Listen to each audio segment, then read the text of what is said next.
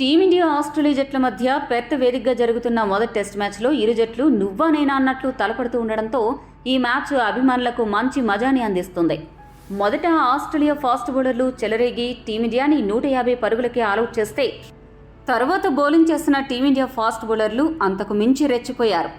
ముఖ్యంగా fast bowler Jasprit Bumrah వరల్డ్లోనే number 1 bowler అనే విషయం మరొకసారి గుర్తు చేస్తూ ఆసీస్ బ్యాటర్లను ఆరంభం నుండి ఉక్కిరిబిక్కిరి చేశాడు.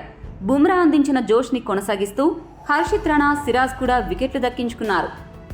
ఇక మొదటి రోజు మ్యాచ్ సందర్భంగా బుమ్రా కొన్ని ఆసక్తికర వ్యాఖ్యలు చేశాడు. ఆసీస్ని ఎలా కట్టడి చేశాడో చెప్పుకొచ్చాడు. బుమ్రా మాట్లాడుతూ ఏమన్నాడంటే, ఈరోజు మా జట్టుని గమనిస్తే జట్టులో చాలామంది యువకులకు అవకాశాలు ఇవ్వడం జరిగింది.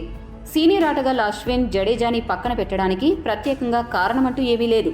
పెర్త్ వేదిక ఫాస్ట్ బౌలర్లకు బాగా అనుకూలంగా ఉంటుంది కాబట్టి ఒక స్పిన్నర్ జట్టుకి సరిపోతాడు అనే ఉద్దేశంతో వాషింగ్టన్ సుందర్ని జట్టులోకి తీసుకోవడం జరిగింది. కివీస్ సిరీస్లో అతడు అద్భుత ప్రదర్శన కనబరిచాడు. అద్భుతంగా ఆడుతున్న ఆటగాళ్లకు వరుస అవకాశాలు ఇవ్వాల్సిన బాధ్యత యాజమాన్యంపై ఉంది. మరోవైపు యువకులను బ్యాకప్ చేయాల్సిన అవసరం ఎంతైనా ఉంది.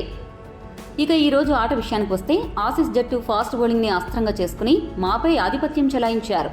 అయితే వారి ప్లాన్తో మేము వారిపై దాడి చేయడం జరిగింది.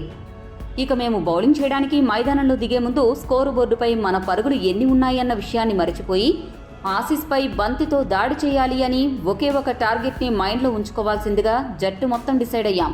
ఆ బాధ్యతని ఆరంభంలో నేనే తీసుకుని ఆసీస్ కీలక వికెట్లు తీయడం నాకు ఎంతో గర్వంగా ఉంది. ఇక మా మిగతా ఫాస్ట్ బౌలర్లు కూడా ఆ లైన్ అందుకుని ఆస్ట్రేలియా బ్యాటర్లని పరుగులు చేయనివ్వకుండా కట్టడి చేస్తూ వికెట్లు రాబట్టిన విధానాన్ని మెచ్చుకోవాలి.